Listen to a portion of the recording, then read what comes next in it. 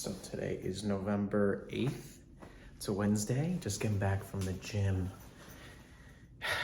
And to be honest with you, like waking up after such a productive day yesterday, I feel pretty good. I actually got to bed pretty early, like 9:40 something, 9:40. It's probably been the earliest I've slept in a while. Still got to the gym a little bit later than I want to. I'm getting there around like 6:20 because I'm leaving here by like 6 o'clock. I probably want to try to get there a little earlier, but I mean, it is what it is. Any special thoughts today? To be honest with you, yeah. Actually, on the way to the gym, I was thinking about like it's something that I've always like been conscious of is like first impressions really do matter. Hold on, let me put my gym bag down. Go to my bedroom. It's a little dark in here. The sunlight hasn't reached all the way inside the apartment, so I got some lights on for the video. Make sure you guys can see me. Hair's a little crazy, but honestly, like I was saying, first impressions really do matter. And I was thinking about it, like this thought came to me because of some things that I said yesterday, or maybe it was the day before in one of the other vlogs, is that it's better to be prepared and not have an opportunity than to have an opportunity and not be prepared. And what do I mean by that? And why does it matter about how you dress? For example, like in middle school or high school or even college, I remember people would wear like sweatpants and pajamas to class or out on campus.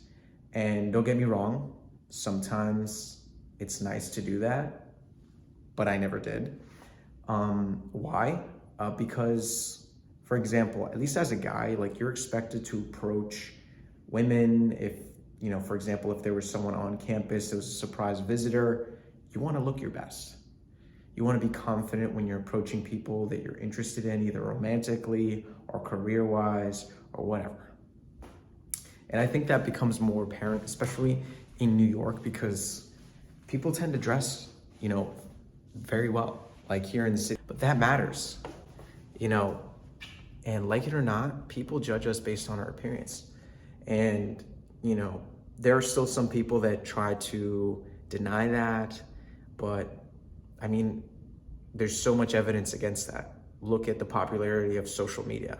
Most of it is based on appearances, whether it's TikTok, Instagram, Snapchat, whatever, whatever catches the eye. And honestly, you want to be able to be in your best mental state. So if you feel confident, if you dress confidently, it doesn't necessarily mean you have to have the newest clothes, but as long as you feel like you're at basically your best when an opportunity does arrive, you'll be able to take advantage of it. Because imagine if you are walking around campus and you're in your sweatpants, your hair's tied up, or you just look disheveled, and someone that you find very attractive, you've never seen them before on campus, comes up to you, if you're a girl or if you're a guy, and this is the only chance you've ever seen this person and you don't feel confident, imagine how that situation would turn out. Now imagine how differently that situation would be if you were dressed a way that would make you feel confident. Two different scenarios. But yeah, I just thought about that. I'm kind of disheveled, my hair. I don't know, I put some leave-in conditioner yesterday, and honestly, I haven't put in leave-in conditioner in a while. I mean, it looks kind of decent right now, honestly. Like, I went walking, and obviously it was like really windy on the way, on 111th, like straight towards Madison Ave, and yeah, I thought my hair was gonna be a bloody mess, but maybe it did look crazy. It depends on the lighting, depends on how far you are for me, on how good it looks, to be honest with you. But I gotta learn to be patient, trying to grow the hair out, because again, this might be the only opportunity to actually do it. Although I'm going back into the office, and I did have my hair pretty long before I actually got my job. And I've almost been here for 5 years. I think December 17th is gonna be my 5-year anniversary at the company. Although I think I've overstayed my welcome, but it's probably another talk for another vlog or video. But anyways, I should probably start breakfast, but I'm trying to think of other things that I probably need to get done. Honestly, I've liked my walks to Central Park. It's like one of those things that, moving into a new city, moving into a place of discomfort, like it's hard. It's hard to meet new people. It's hard to start over again. I remember when I moved to Stanford from Danbury, obviously leaving like the comfort place of like where I grew up was definitely harder because I mean, there are some people that moved down there that, obviously I didn't know were living down there, and I kind of had to like from the ground up, like build a whole new social circle of friends and everything, acquaintances. And although I've been able to do it before, like it doesn't mean I don't get nervous about it or it's something that's on my mind. So going to the park and just interacting with other people, because at least for now, at least until after Thanksgiving, I'll be working from home. So it's super important to get that those social interactions when you can.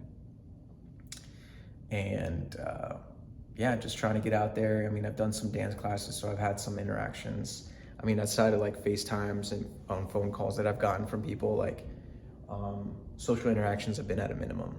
But you definitely have to put yourself out there. It's, like I thought that like something that I thought about when I was in college or even high school. It's like, once you're done with school, like you actually have to push yourself to make any new friends.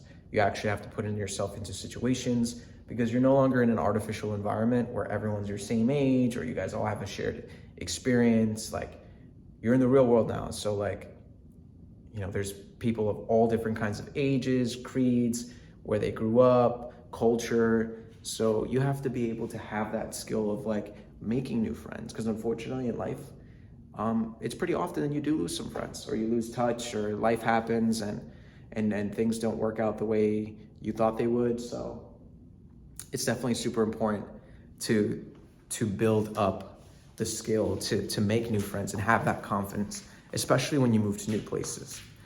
But very few people actually move from like where they're born. Like actually, I think statistically speaking, most people, well, let me not move my fridge.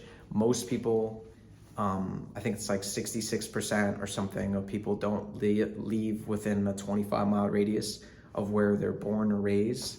And so I think that's a super interesting statistic,